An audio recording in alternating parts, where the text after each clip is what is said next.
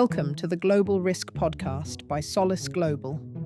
In this edition of Regional Flashpoints, we cover two major developments impacting regional stability and operational risk. We begin with the Middle East, where a sharp increase in US military deployments has raised concerns about the potential for escalation with Iran and the wider fallout that could follow. Then, we turn to West Africa.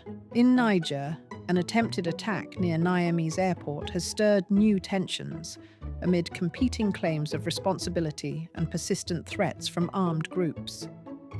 Starting with the US military posture in the Middle East, here's our senior intelligence analyst, Julian Kett, unpacking what it could mean for regional dynamics.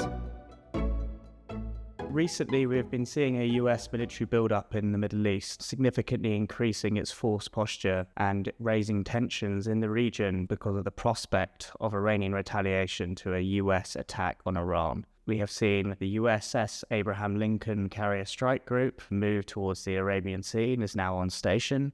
We've seen F-15s being deployed to Jordan, highly likely in anticipation of defensive air interception efforts. And we've seen additional destroyers and frigates deployed to the region, an uplift in air-to-air refuelers and intelligence surveillance and reconnaissance assets in both European Command and Central Command areas of responsibility, the deployment of Patriot and THAAD air defences to the Middle East. It should be noted that the force posture of the US still remains less than during the 12-day war, and also that US regional allies such as the UAE and Saudi Arabia have stated that the US bases in their territories cannot be used for offensive operations against Iran. At this stage, the US is highly likely in place to conduct a series of limited strikes against Iran. However, the US is likely not yet capable of conducting a long-term sustained high-tempo series of operations. Iranian officials have warned that the response to a US attack will be like never before, with multiple courses of actions available. This could include the activation of their proxy forces across the region,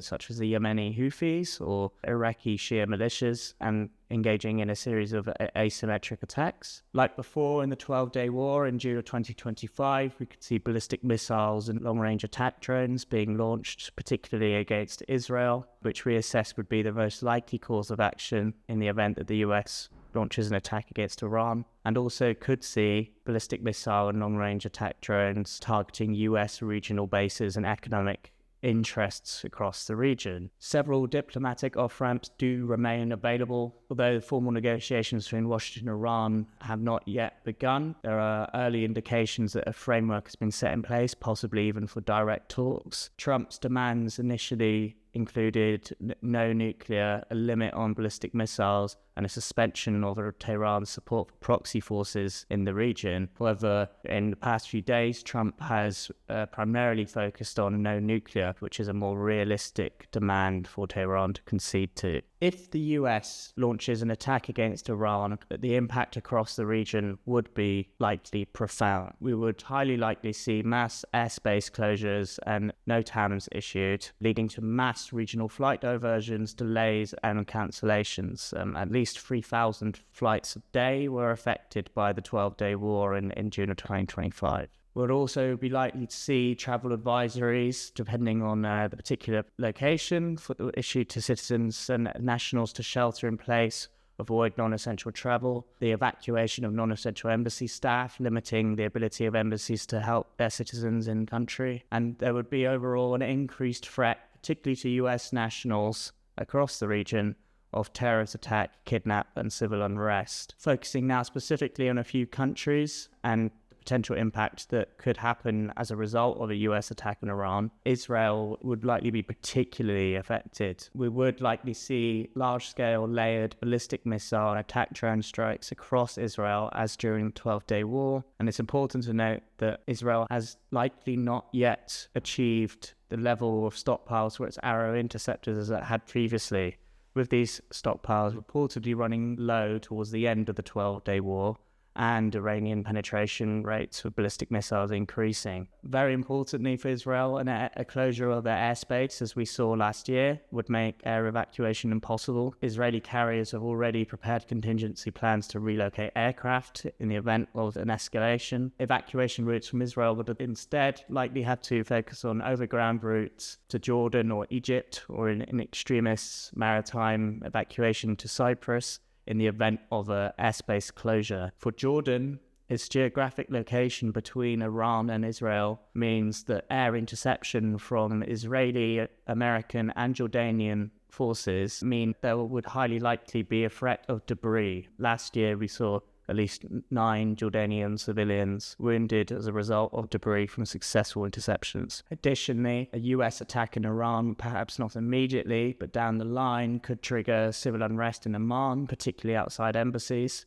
and the Jordanian role within interceptions remains unpopular domestically in Jordan. In Lebanon, we assess that Hezbollah are the least likely of the Iranian proxies to intervene. However, in the event of the Iranian regime being existentially threatened, that assessment would change. And if they did intervene, against Israel in particular, that could see renewed large-scale Israeli offensive operations against Hezbollah, particularly in the southern Lebanon, the Bekaa Valley, and the Dahia suburbs of Beirut. In terms of the Gulf states, such as Kuwait, Bahrain, Qatar, the UAE, and Saudi Arabia, we assessed 3 broad categories of potential scenarios. The first scenario would be the least escalatory from Iran in terms of its retaliation, which would be no direct strikes against US bases, for example, in these countries. This would be as a result of the Gulf states having overall championed diplomacy and refusing the use of their territory for offensive operations. Action against Gulf states could draw them against Iran. It wasn't that long ago that, for example, Saudi Arabia was engaged in a de facto Cold War with Iran. The second scenario is limited strikes, targeting particularly US bases such as Al Udeid in Qatar or Al Dhafra outside Abu Dhabi in the UAE. We did see, following the US intervention in the 12-day war, ballistic missiles being launched towards Al Udeid. And the third and most escalatory scenario would be the targeting of numerous US bases across the region, including economic interests such as energy and gas infrastructure, with a major role for Iran's regional proxy forces such as the Houthis, Iraqi Shia militias, etc. Globally, there would also likely be an impact. One of the particular globally significant threats that Tehran has issued is a closure of the Strait of Hormuz, which again it would only likely do if it feels it is existentially threatened, but this would have a global impact on energy and fuel prices.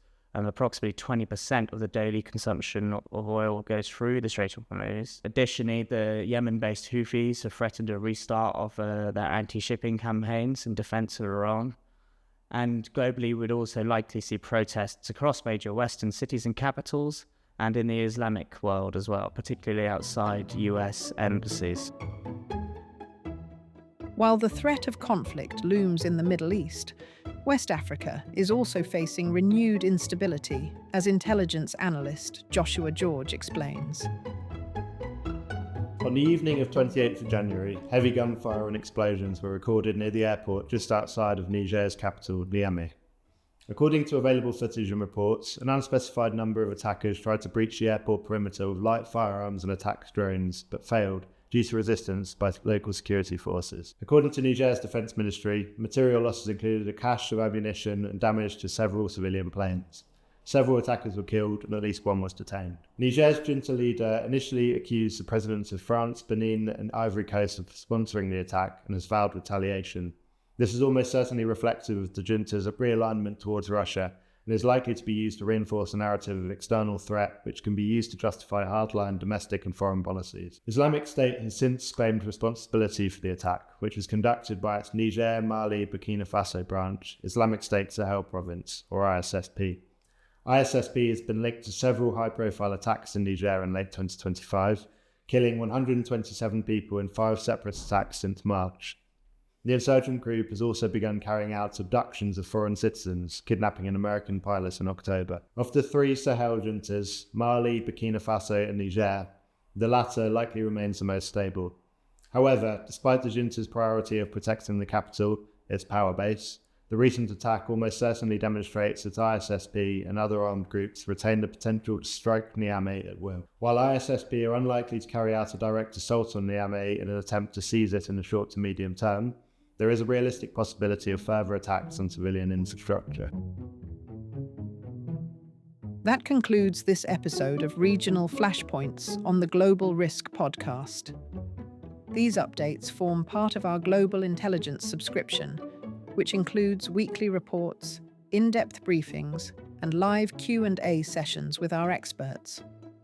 To learn more, visit solisglobal.com. Thank you for listening.